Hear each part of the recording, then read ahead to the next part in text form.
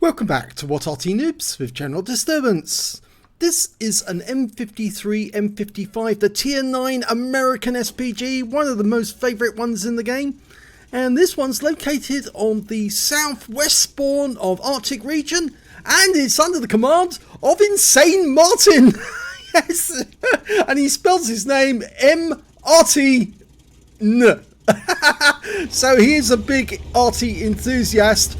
And I think you might be able to notice he's got 2 marks on his barrel, or can we actually see it? No, we can't actually, because the skin obscures the stars.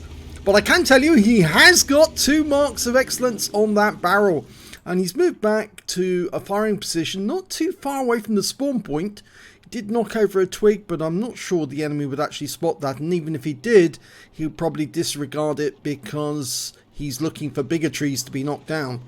Well, we've got some enemy in sight, and there's the first one. It's an NHMTV. Money for nothing and he kicks for free. Oh, that's an old Dire Straits song, that one. Yes, that sort of dates me, doesn't it?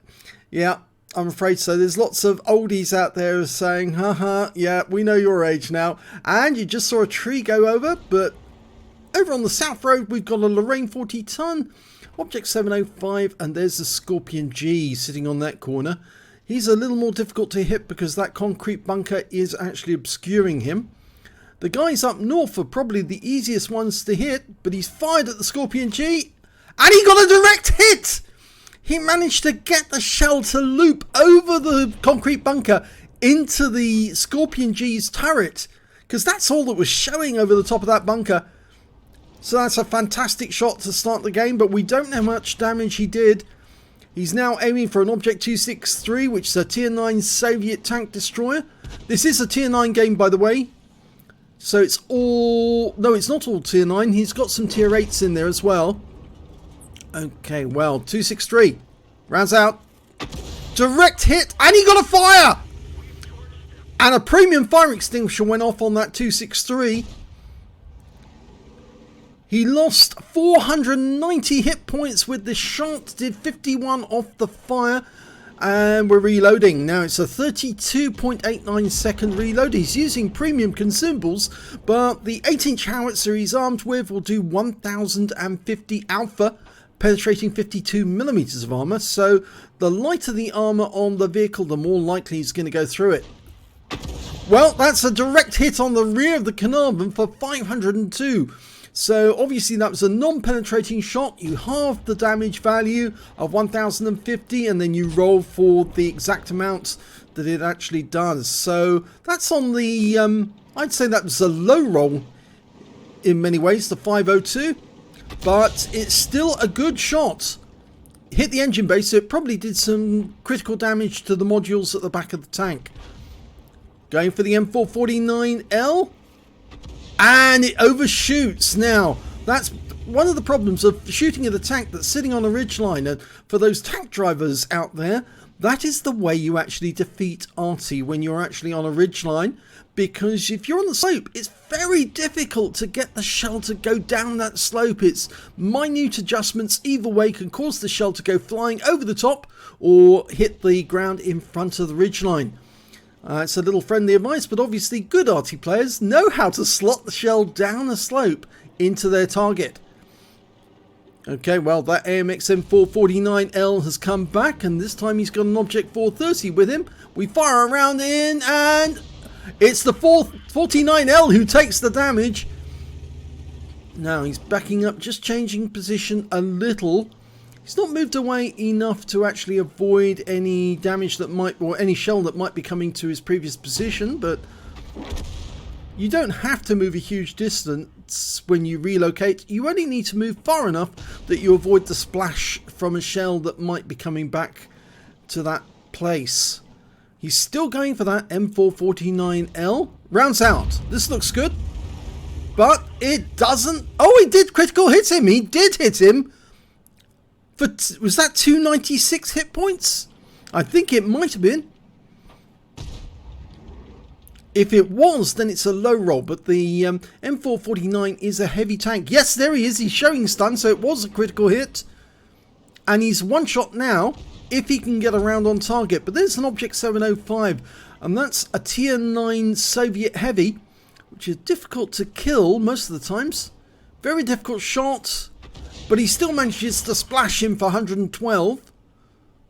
A Carnarvon's joined the M449L, and he just put a round through that IS-3's lower plate. Now, still a few seconds before we'll be loaded.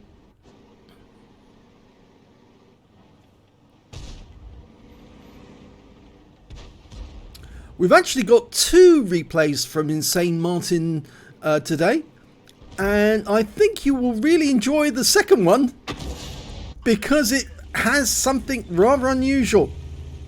Well, he's got another lovely hit on the Carnarvon, 495 hit points this time, and most of those tanks are now getting to the point where one shot landing anywhere near them could take them out the game with a splash kill. Now that M449 is just sitting on the reverse side of that slope, which makes him a difficult target. But the Carnarvon, well, he's decided to come up and shoot using his gun depression, and that could be his undoing. Not firing yet. Here we go, rounds out. And yes, there's a kill shot. He's out the game. Now, up to the north, our platoon mate is the Skoda 50 Philip 90900. And he's actually trying to push through, but there's an STA-1, I think it is there, who's stopping them moving through. So he's decided to fall back and let the Lance & Sea do some work on him, rather. And there's a Super Pershing as well. Yes, it's an STA-1, and he's backing off. We're going to try and put a round onto him. He's right on the ledge now. Rounds out. Oh, beautiful shot. That's a high roll.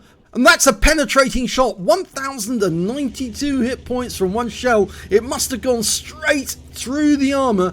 Did the maximum damage. But we've got an Object 257 who's fairly close to us. I don't know if... yes, Insane Martin has seen him. He's very close. He managed to come up through that gully underneath our mountain. And now, well, he's got close. There's a Pantera fairly close as well. He's being shot at by our teammate, and there's a Charioteer somewhere up there on the lookout hill. Okay, we're getting guys who are actually pinging the map down towards the south. It's the IS-3, I think he's concerned. We fired at the 705, and it's a critical hit for 181. But he's gone back to that Charioteer. There's still those Object 430 and the M449. Oh, the M449's been taken out by our M449. And he went over the ridgeline to do it. And now he's got the 430 down there. So now would be the perfect opportunity. He's marked the target. He's telling the AMX M449 that that's what we're going to go for. The IS-3's gone in. And we got some damage. But we did stun our own teammate in the process there. The 705 is going in for taking a shot. Now, although the mods are saying okay, in fact, we are still in the load process at this moment. They've obviously taken a holiday, the mods, and decided, nope, we're not going to give you the true situation. And you saw the reticule was drifting as well. That's a mod problem that we haven't been able to cure. We don't know why it keeps happening. Okay, that 705 is retreating. They dealt with the 257, I think it was the 257 that came up the gully. And we are now aiming for the 705. And potentially that's the high caliber. There's the Charioteer. He came down from his perch and he's trying to defend the cap against our invaders on the north. And he's going to have difficulty with that because it's 2 against 1 and he's taking damage. He's got very low armor on the Charioteer. I don't think we can be of any assistance. They've killed the 705 in the south, and they've now killed the Charioteer, and that's the end of the game. Let's have a look at the end of battle stats, see how well we got on. It's an ace tanker for Insane Martin in the M53, M55. He also managed to get a bruise in the middle, getting at least 5 critical hits. He got 17 in that one. He also picked up a Gore's medal for doing more damage than 10 times the hit points for his own vehicle, a high caliber for dealing the most damage in the battle overall, and he got a Confederate as well for hitting more of the enemy than anyone else. At least 6 tanks subsequently taken down by other teammates. The only tank he killed actually in the game was Carnarvon, who he laid a shell in on and splash killed him. At least I think it was a splash kill. It may have been a direct hit. 6,396 was the win 8 for that one, which is Super Unicum standard. So let's have a look at team score. Well, there he is, right at the top of the table with 6,051 hit points of damage. That's a huge score for an Arty in anyone's book. The next highest scorer on either team was actually the Object 257, the guy who sneakily tried to come up by that gully and get into our camp area. 2,459 hit points of damage to him, and after that it was the Lanson C, who was very aggressive in the north. He got 2,477.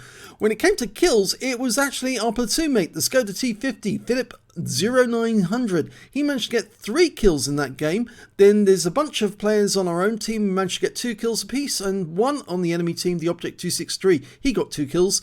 Unfortunately, Insane Martin only got the 1 kill, that Carnarvon, but I don't think that matters because he did an awful lot else. He also managed to get the highest base XP in the game, 1,167. The next high score was the Lanson C with 978, and after that it was the IS3 with 978, and 968 goes to the IS3. We can see that Insane Martin fired 14 rounds in that game, very accurately, 9 direct hits and 2 penetrations on the enemy. 15 splash, damage of 6,051 hit points, and all of it was at more than 300 meters. Now I'm fascinated to know, I know that he did penetrate the Star 1 with that shot. Yes, definitely, because 1,092 hit points. You could only do that if you had a penetrating round. Did he penetrate one of the others? Now I'm fascinated to find out which one it is. And there it is, it's the Scorpion G, the blind shot right at the start of the game. He did 1,020 hit points of damage. We didn't see that at the time, simply because he was unsighted when the shell landed. So we knew that we hit something because there was no explosion, and he had been aiming for the turret of the Scorpion, and I suspect that shell went right into the turret and did maximum damage to the crew. So yes, it was a penetrating shot.